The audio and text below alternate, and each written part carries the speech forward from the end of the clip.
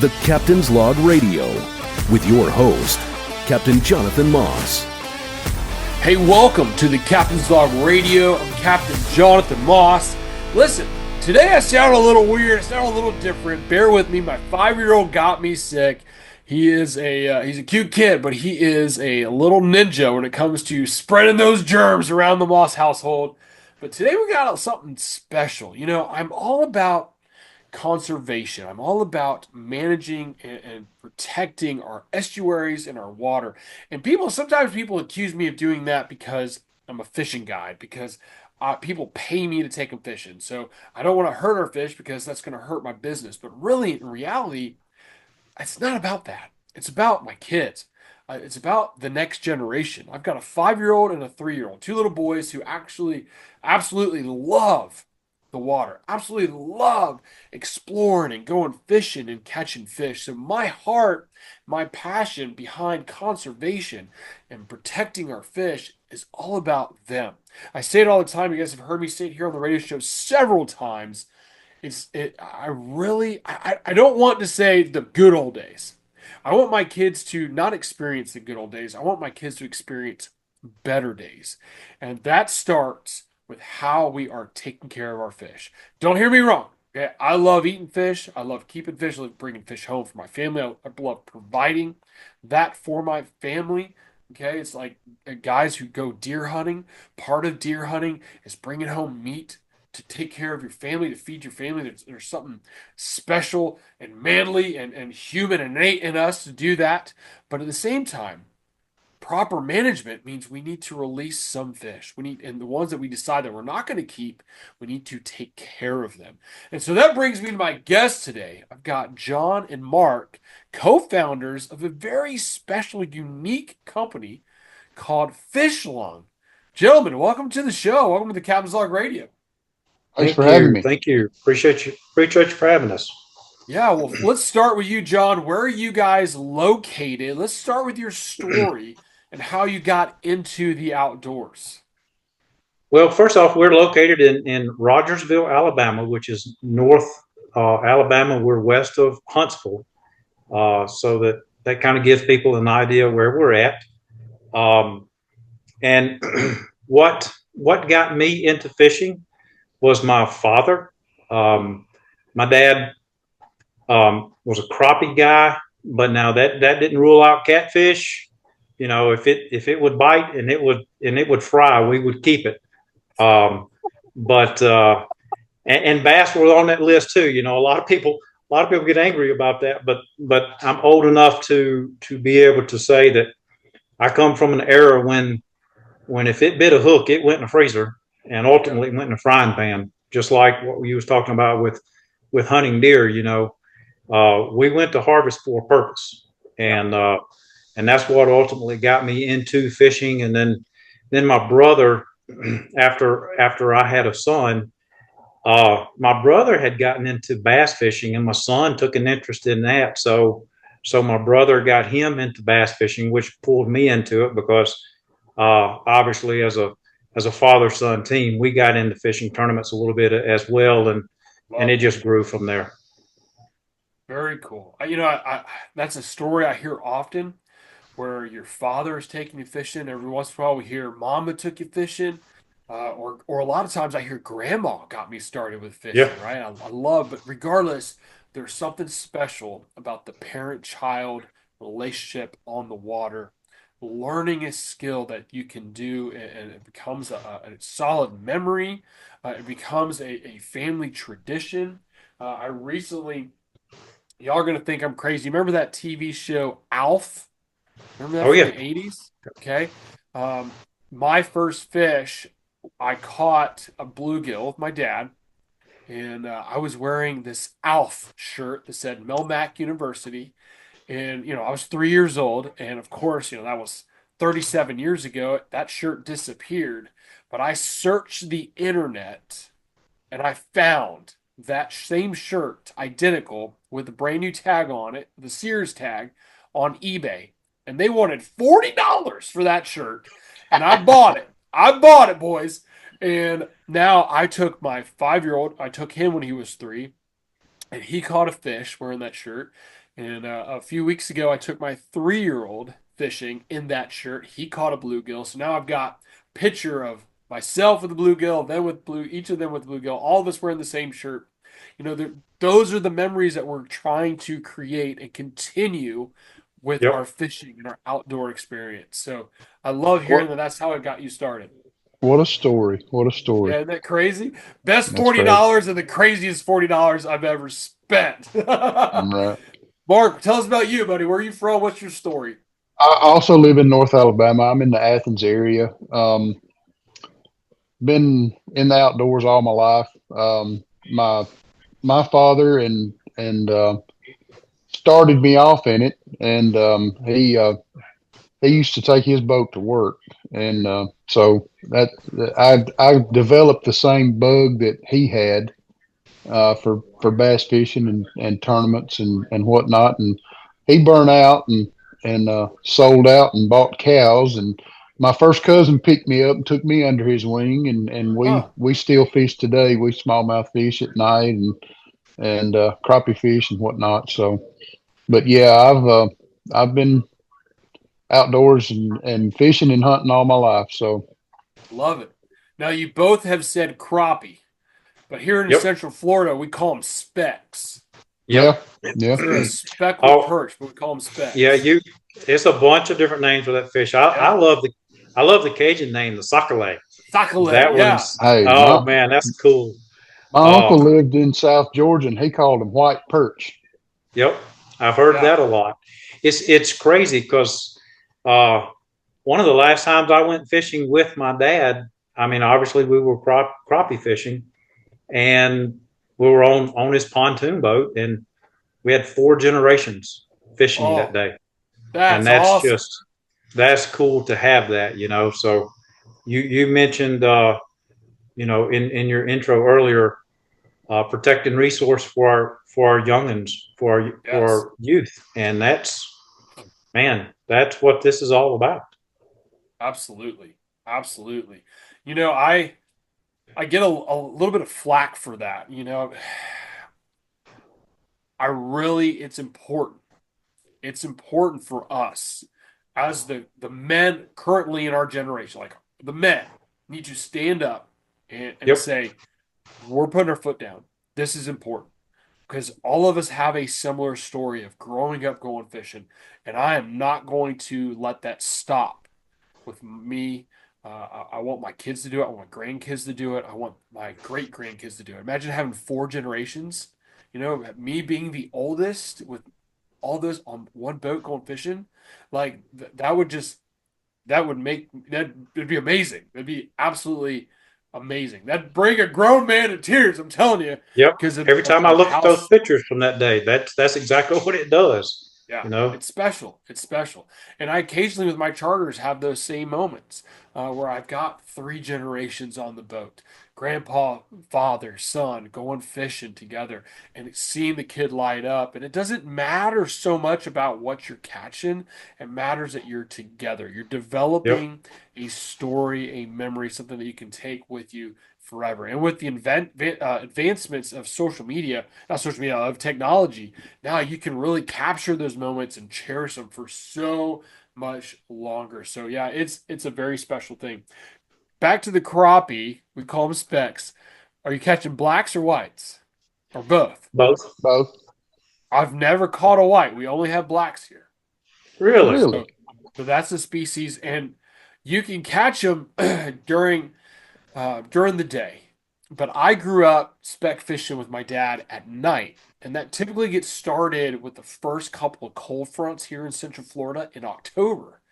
But my dad and I we'd go get a bucket of minnows and a thermos when the only thermos was a Stanley, the green cup, the green Yep. one.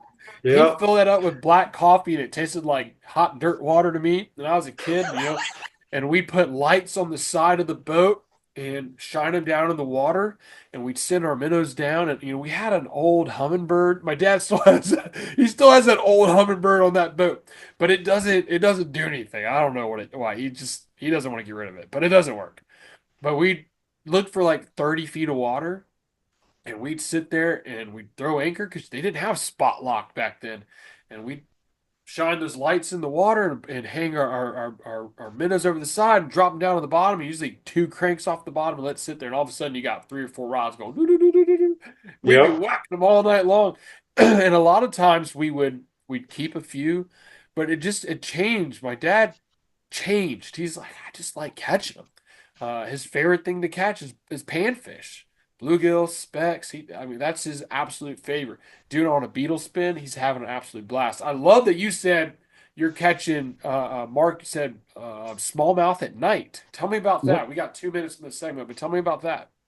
We go down and fish the below the dams in the tail races and fish Oh, the current, oh. um, hair jig, spinner baits, stuff like that. Um, and have a absolute blast. It's so much fun. What Um, is it about the nighttime? well, in the summertime, it's the cool of the night and not near as much boat traffic. Okay. Um, No, that makes sense. and Yep. yeah, and it's just easier to handle than 95 degrees during the day. Yep. Yep. I saw a meme on social media the other day of James Brown. He's at a microphone and he's dripping sweat and he's getting ready to start singing. And the text on there is a Florida fishing guide in the middle of the summer. I was like, yep, that's how I feel every single day. You know, I'm asking my Absolutely. clients to meet me at the dock at 5:45, and I know you're on vacation, and it's an hour drive from Orlando to the saltwater. But hey, it's going to be hot by 9 o'clock. You're going to be completely saturated in sweat. And so we're starting early so we can be done early before we all melt. So, guys, y'all own Fish Long. Okay. And I want to dive deeper into fish line. You know, we're hearing about your stories, we're hearing about your passion, we're hearing where this came from, what you've been doing for so many years, growing up and chasing fish. I love that story. I can't get enough of hearing that story. And as a result of that story, you have developed a product called Fish Long. And we're coming up on our first break, but I can't wait to dive deeper into the heart and the passion of Fish Long, know exactly how it works and how you guys came up with that. But don't go anywhere, guys. I'm Captain Jonathan Moss. This is the Captain's Log Radio right here on the Outdoor Radio Network. We will be right back. This is the Captain's Log Radio with your host, Captain Jonathan Moss. We'll be right back.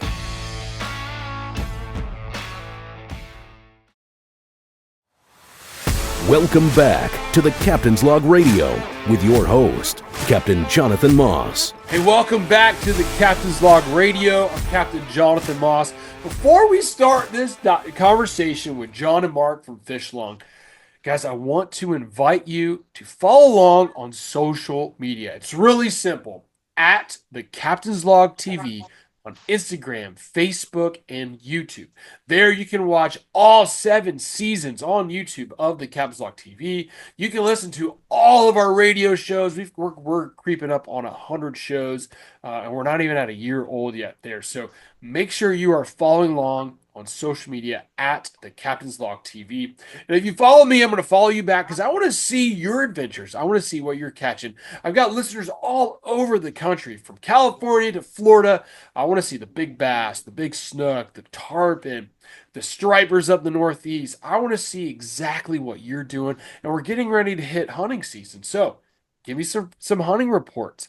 Tell me about the rut. Tell me about what these deer are doing. I want to know all about it, and that starts with following you guys on social media. So start following me at the Captain's Log TV. Of course, we're in the middle of season 7.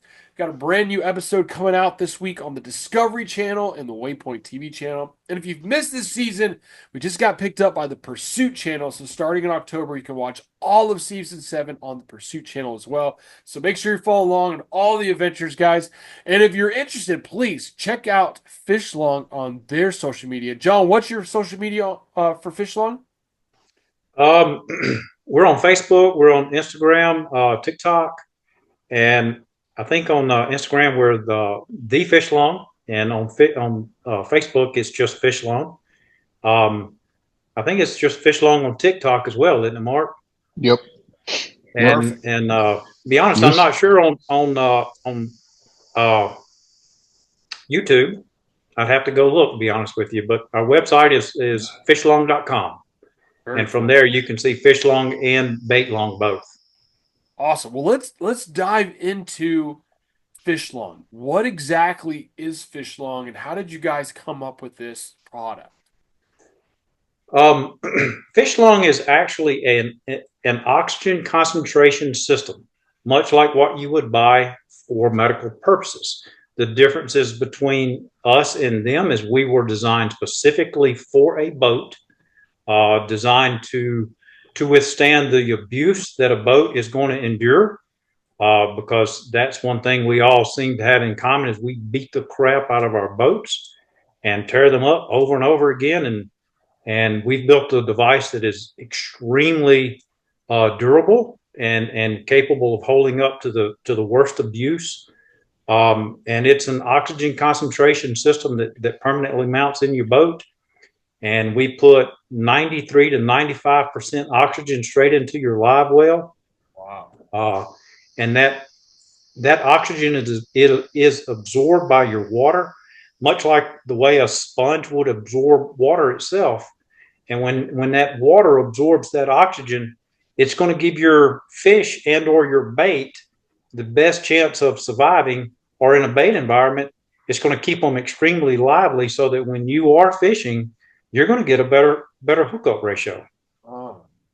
So are you saying that you said fish long and bait long? Are these two Yes. different products, or is this one Yes. product that does both? We have fish long and bait long, and I'll tell you how we came up with bait long.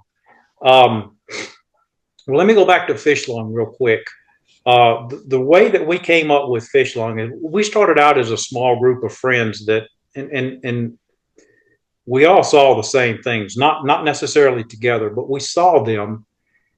And what I'm referring to is we tournament fished, some more than others. We had a couple guys that fished professionally, or at least tried. And what we all saw, if you stick around a tournament 2 to 3 hours after weigh-in, what we were seeing was it just make you sick. And there's one thing that's always made me feel like that just felt like a horrible sin to me was to take something that didn't belong to us, because it all belongs to God, and to take it and then not harvest it and properly put it to use and just kill it for our enjoyment. Man, that don't sit well with me. Never, and I don't think it has with any of our guys. I agree with you 100%. So we just collectively come up with the determination, just decided we got to be able to do something about this. There's got to be a better way. So that's kind of what started the ball rolling. And man, if you saw the pile of junk that we went through to build this product over the years, it's insane. But we finally got it dialed in, and that's the origin of fish long. Now, bait long, this is kind of a comical story. We went to ICAST in 2023, and of course it's in Orlando, and we heard the word bait 10,000 times if we heard it once. So we're all from Alabama and Mississippi, so what were we thinking? A minnow bucket and crappie. So that's where our brains went, and that's kind of where our focus went. And we did not even, it never crossed our mind that 95% of bait is saltwater, and it's on our Gulf Coast and East Coast and West Coast. And we're thinking minnow buckets and crappie fishing. So we started working on a bait long system that quite frankly, it was just not where we needed to be headed. And we had to kind of back up and readjust and realize, oh, saltwater. So that's when we got refocused and went into the saltwater industry on the bait side, and pushed a larger system up, a large capacity system out, and then a smaller capacity system, because for every one of the Freemans and the front runners and the yellowfins that you see out there with 4 motors across the back that are just absolutely drop dead gorgeous, there's 150 or 200 18-footers and 21-footers out there that's same size as a bass boat and suffer the same things, and that's lack of room, and they got smaller tanks anyway. So we put out a compact system for those guys, and it's a little bit more economical for them as well. So, and that's pretty much what we did as far as a product lineup. Well, I tell you, bait is huge, especially on the West Coast.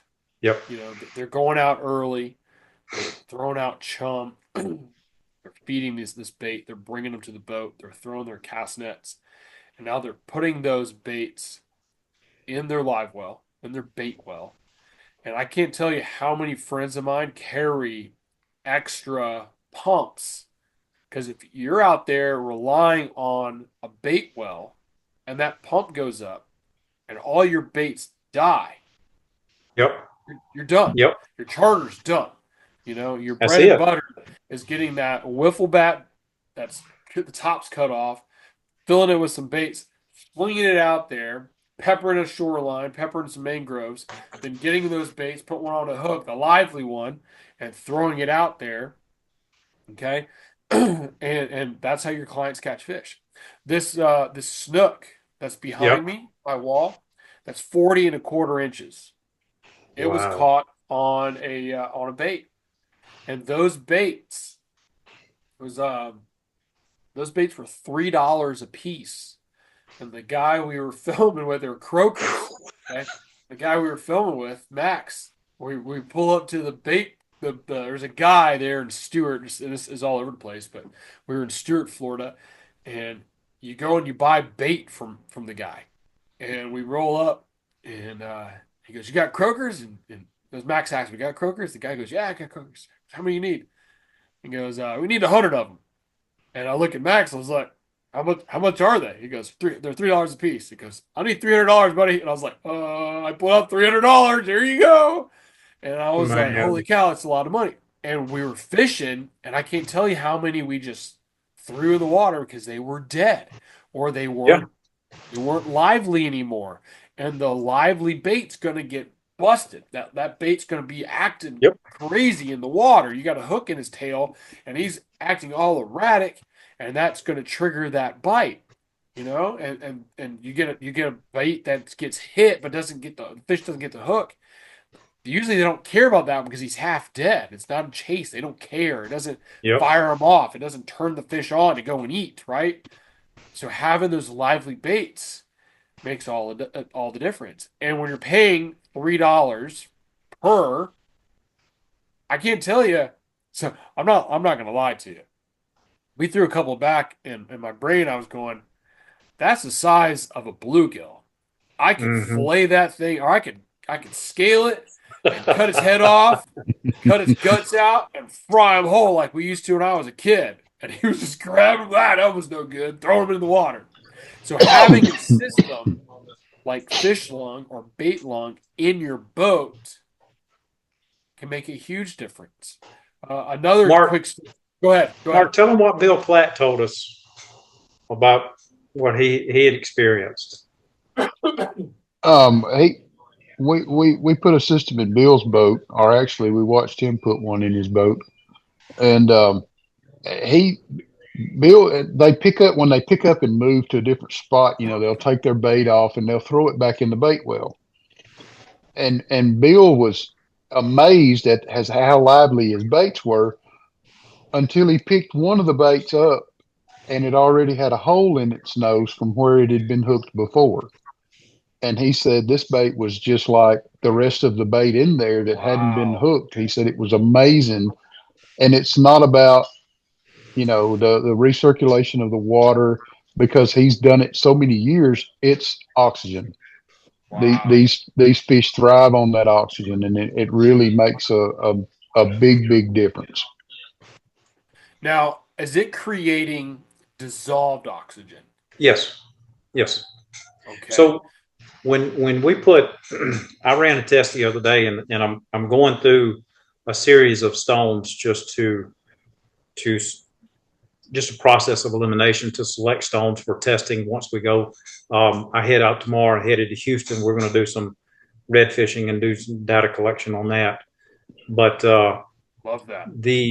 When we first start, I start in a glass tank. That way I can watch the profile of the stone and see how it's releasing bubbles and what those bubbles are doing. But I always test the the dissolved oxygen ppm before I start the test. And tap water normally, at least in this area, is... John, let me interrupt you. We are getting rudely interrupted by our next break, but when we get back, let's get right back into this, because this is the heart of the product and why it works. Guys, don't go anywhere. I'm Captain Jonathan Moss. This is the Captain's Log Radio right here, Outdoor Radio Network.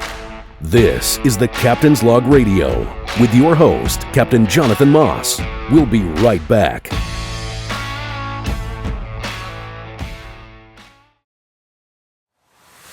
Welcome back to the Captain's Log Radio with your host, Captain Jonathan Moss. Hey, welcome back to the Captain's Log Radio right here on the Outdoor Radio Network. I'm Captain Jonathan Moss. I've got the co-founders, John and Mark, of Fish Lung with me today. We're talking about Fish Lung and Bait Lung. Fish Lung, if you're just joining us, puts in oxygen, dissolved oxygen, right back into your bait well or your live well to take care of your fish. Before we got interrupted by the break, John, you were talking about testing different stones. Let's catch back up there. Catch us back up, and then we'll continue that conversation. Okay. So I was doing some testing the other day on stones to see how the bubbles, the profile of the bubbles, and how they were releasing, and the size of them, and what they were doing, and how they were, how long they would stay suspended before they reached the surface and broke. Because we're headed out to Houston tomorrow to do some red fishing and collect some data on that. But I test in a glass aquarium so I can watch that. And the tap water that we use is typically 6 ppm, 6.5. Tap water doesn't have a lot of oxygen in it.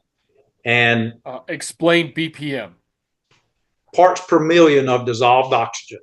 Okay. And it's a piece of, it's about a $1,500 piece of instrument that measures that dissolved oxygen.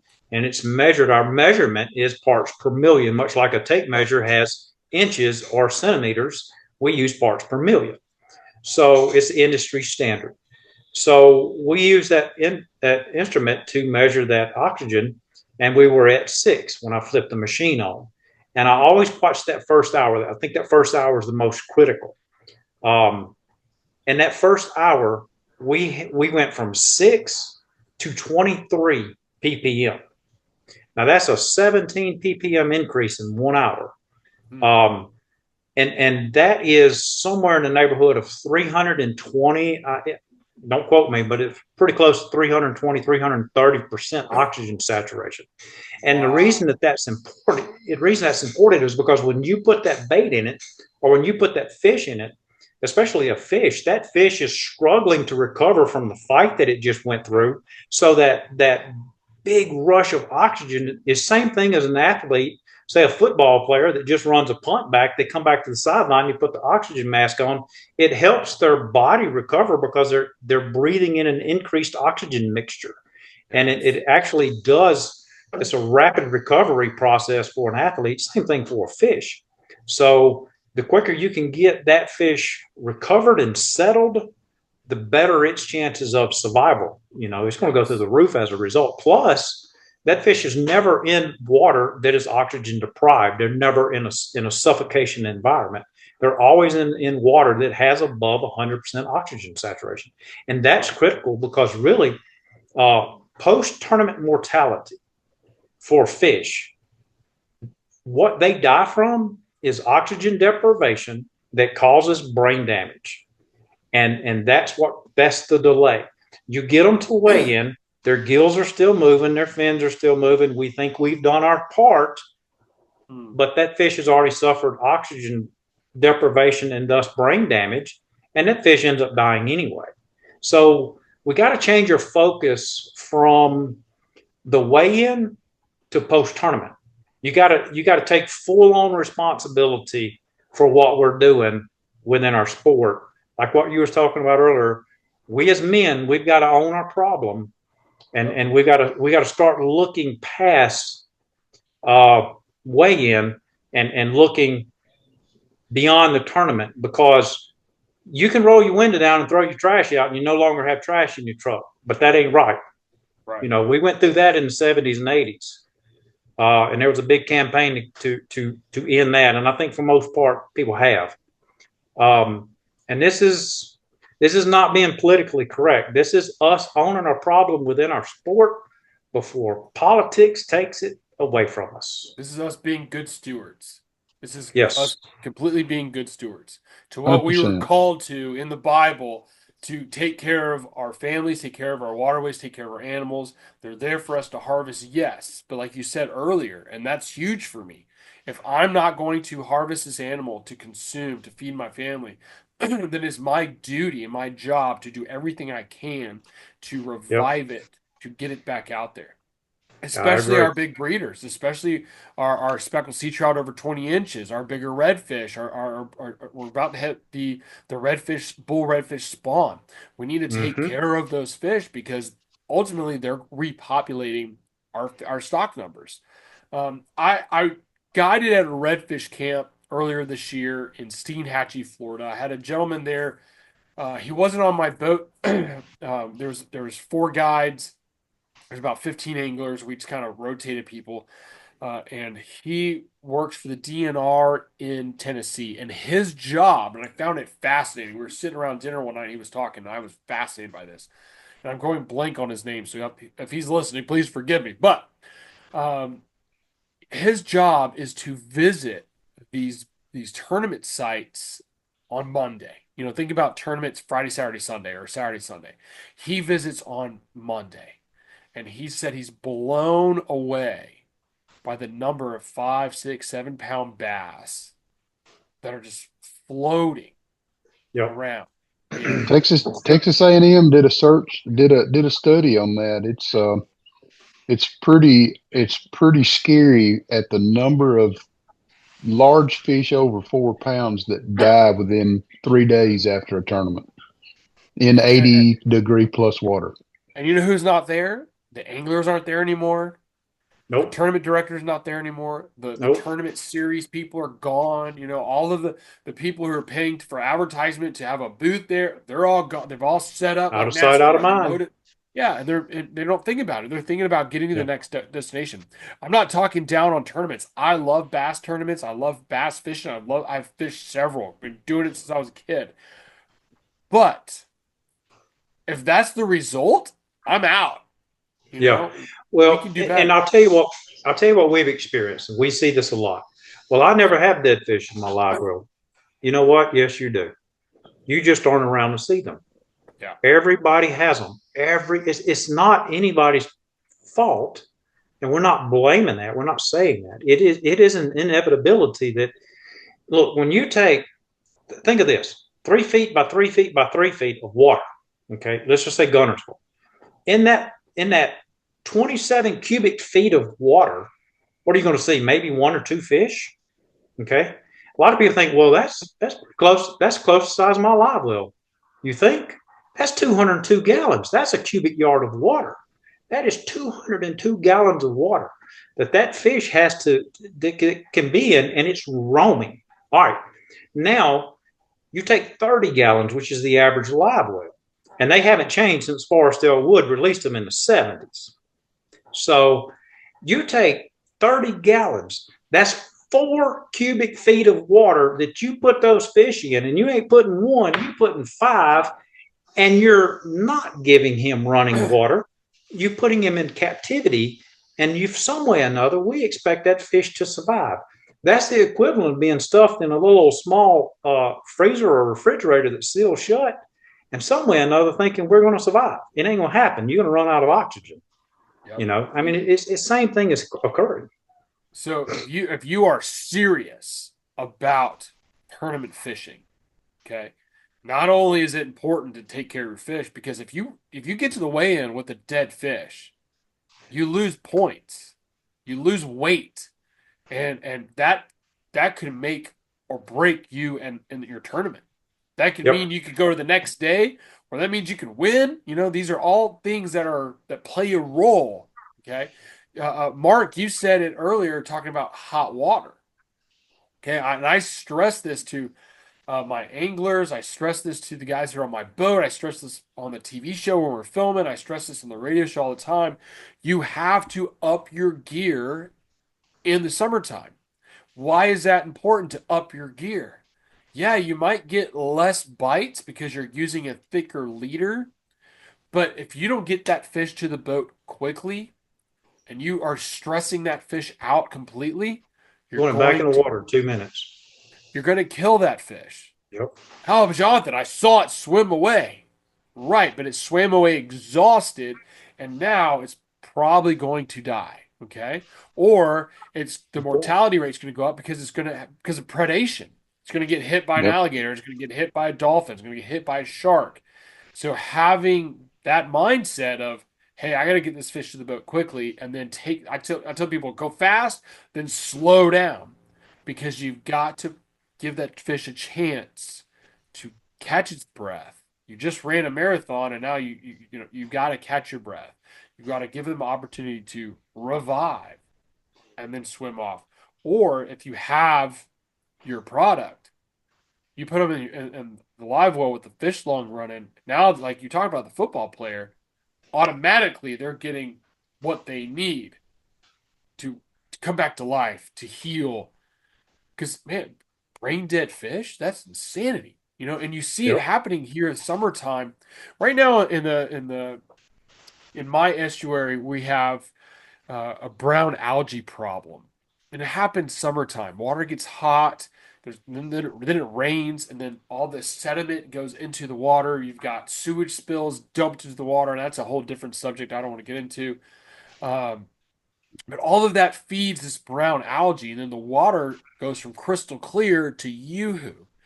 We also have bioluminescence, which you see me posting a lot on my social media. I think the bioluminescence is beautiful, but it's also an algae that requires all this stuff requires the same oxygen that our fish breathe.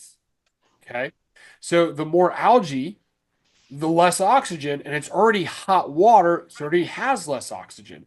And so a lot of times you see mullet up on the surface sucking air on the surface because they're running Wow. out of oxygen.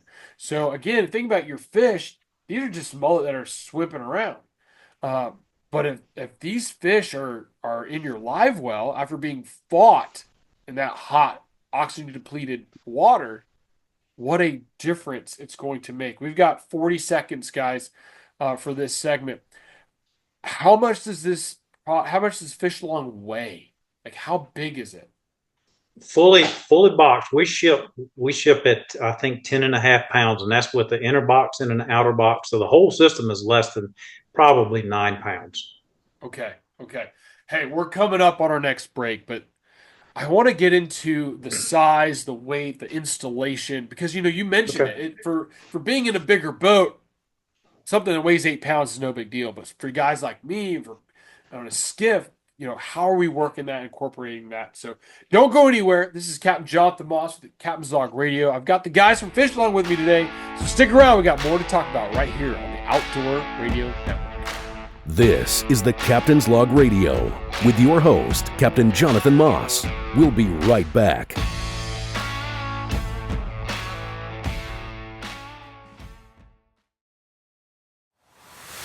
Welcome back to the Captain's Log Radio with your host, Captain Jonathan Moss. Hey, welcome back to the Captain's Log Radio. I'm Captain Jonathan Moss. This is our last segment, guys. It is flying by. So let's get technical. I've got the guys from Fish Long with me today. I got John and Mark, co-founders of Fish Long. Tell me about the size. Before the last break, you said it was about 8 pounds. Do you have different sizes for salt, for fresh, for big boats, for smaller boats? How's it all work? The original fish long, the fish long saltwater, the bait long compact are all about 8 pounds. They're about the same size. They're roughly 9 inches by 6 inches, about the size that they're smaller than a Group 24 cranking battery. Okay, so that was where I went. Are they smaller Yep. than a battery? Okay. Yep. They're actually about the size of say a larger riding lawnmower cranking battery. That's about the size of them. They can be mounted uh, in a vertical position. They can be bulkhead mounted. We've got one customer who's got a fish lung mounted upside down, so they can be mounted in any position, however you need to mount them to preserve your space and do whatever you've got to do there. They do come with a set of vibration isolators. Those isolators prevent the vibration because it does have a small air compressor inside it, and we don't want that vibration to transfer into the boat. The sound, if you listen to it sitting on a bench top, you're going to think, wow, it's loud.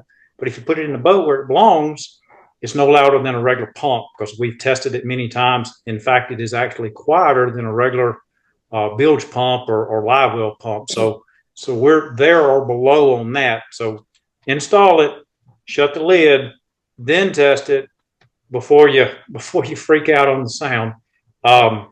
The price is you can see our price online. It is a little bit. It's more than a bubbler. Don't think we're a bubbler. We are way more than a bubbler. We're an oxygen concentration system. And those things start off at $3,000. You can go Google that. And man, we have cut that price way, way back from there. But it's like anything, if you want more or you want better than what you've had in the past, if you want more than what you're going to get out of a bag of ice, then you're going to have to spend a little bit more. I mean, look at what we spend on trolling motors and depth finders and all of that stuff now. So we're offering advancement in the live well that you've never had an option for. And we can. Well, it goes back to my snook story. Yeah. If I have to buy 100 baits, so I can guarantee I'm gonna have at least half of them. If you do that 4 times, you pay for this system. I'm saving my money. That's because right. I'm not having to buy as much bait. Or that's right. If I'm cast netting bait, I better black out my well because I know I'm going to lose half of them to lack of oxygen. I'll tell you something else you can do too. If you catch a lot of them, you can come in, you can tie up, and you let the system run. If you can seal up before you come into the harbor, you can seal up and you can keep that bait overnight and you go back out and you don't have to stop. Look at that. So not only are you saving time, you're going to sleep a little bit more. You're not running around in the dark throwing a cast net getting wet every single day. Yep. So there are so many pros to this. They far outweigh the cons. If you're in a tournament and you're already on if you're already on fish when everyone else is casting a net, that's a competitive advantage. And the price that this thing costs, it is more than a bubbler. It's significantly more, but it's way less than an oxygen concentration system that you would find elsewhere. It's technology, and that does cost. So how long is it? Go ahead. I'm sorry. Go. You continue. But I also want to specify this.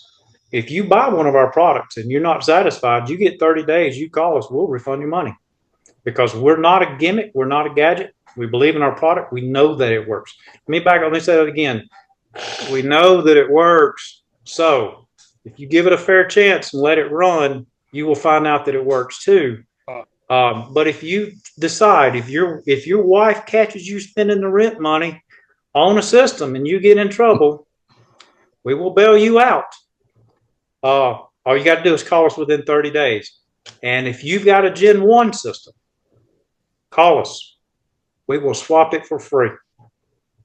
Now we're on Gen 2 now? Yeah, we're Gen 2.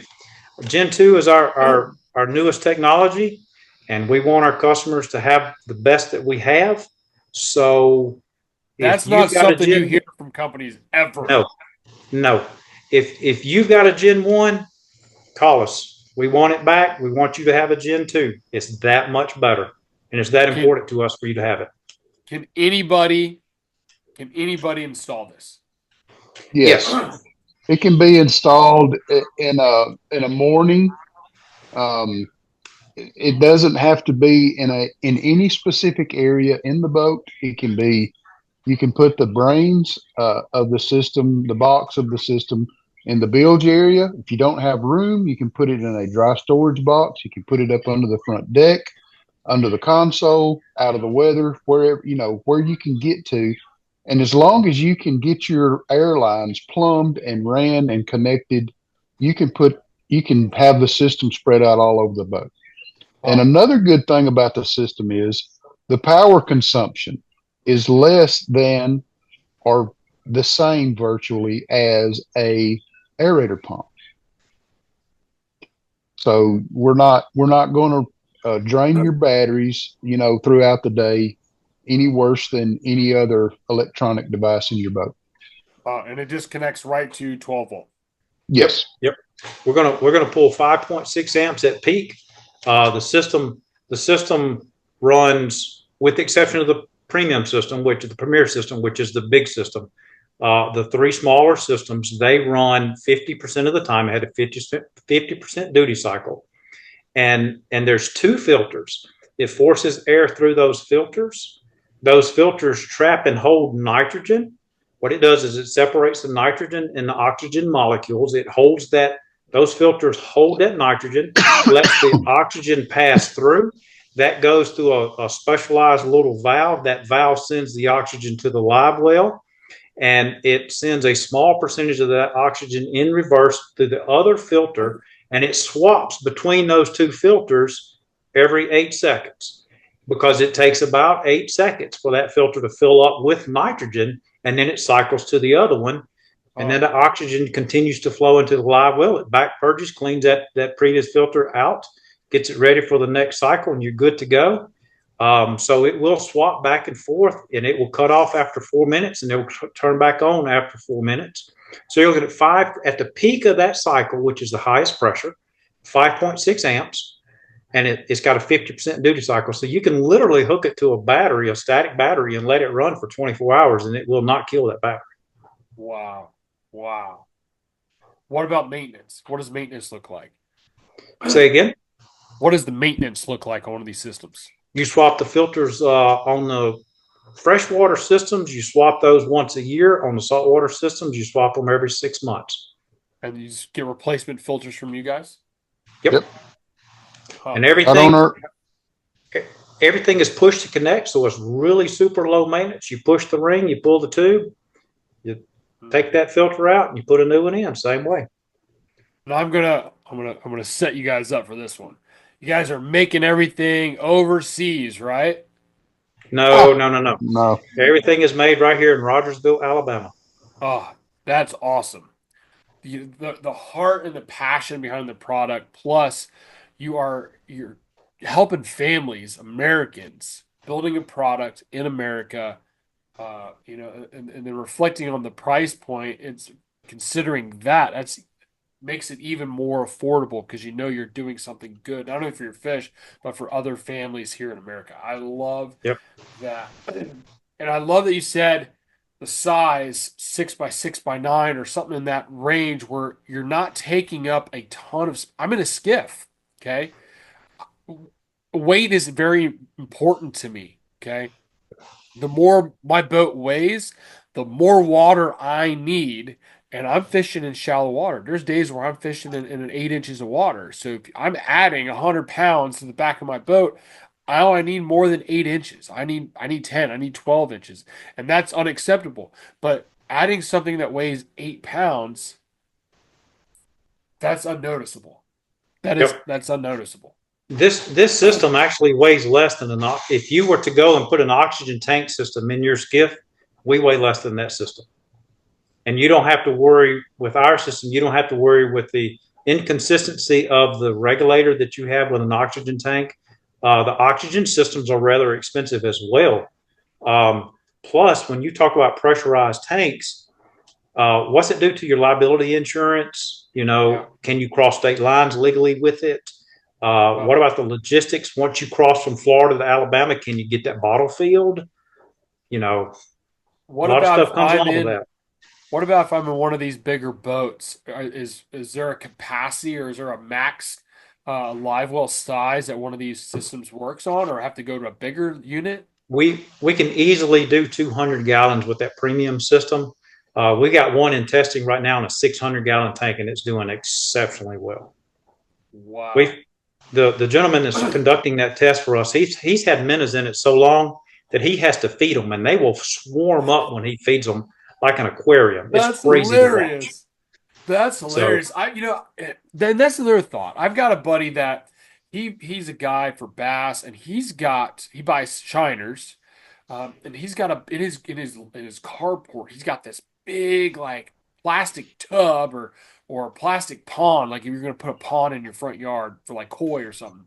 Yep. And he's got a bunch of pumps out there, and he's trying. He comes home, he pulls them out of his boat, he puts them in there, and if you can pressurize your system and oxygenate your system and then leave it, man, how much time and effort and energy. His wife, I'm sure, would love to get that space in that carport back.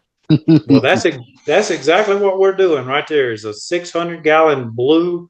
I think the thing is about 9 feet in diameter, and it's about 3 feet deep. And it's a blue tank. It's meant for minnows. And man, he sends me videos on it all the time. I'll go over there and watch him when he feeds them. Well, guys, I think you have developed something very unique, very special, and something that's needed in our industry. When I first saw it on social media, I was like, I want to know more about it because I believe in it. I think it's something that every tournament should require in this country. I'm saying that, I'll say it again. Every tournament should require that, fresh or salt. Hey, this is our last couple of seconds. Gentlemen, thank you for being here. If you want to know more, please check out fishlung.com. Check it out. I'm Captain Jonathan Moss. This is the Captain's Log Radio right here on the Outdoor Radio Network. Mark and John, thank you guys. Appreciate your heart and what you're doing. We'll see you guys next time. Thanks for listening to the Captain's Log Radio with your host, Captain Jonathan Moss.